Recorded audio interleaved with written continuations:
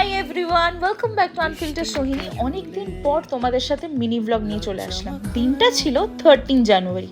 জানি অনেক দিন হয়ে গেল, তারপরে আমি এই ব্লগটা দিচ্ছি। কি বলতো, গ্যালারিতে ভিডিও ডিলিট করতে করতে দেখলাম যে এই দিনের ব্লগটা তো দিইনি। দেখতেই পেলে সকালবেলা চলে গেছিলাম কলেজে, আমার থিওরি এক্সামের লাস্ট ডে ছিল। তারপরে সবাই মিলে চলে গেছিলাম তিয়াশাদির বাড়িতে রাম ঠাকুরের পুজোতে।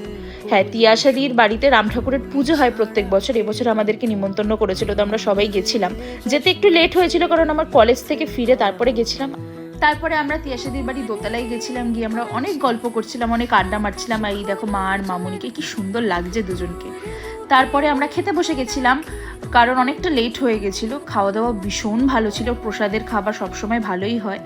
আর আমার মুখ দেখে বুঝতেই পারছো যে খাওয়া দাওয়া হয়ে গেছে, কারণ আমার লিপস্টিক উঠে গেছে অ্যাজ ইউজুয়াল।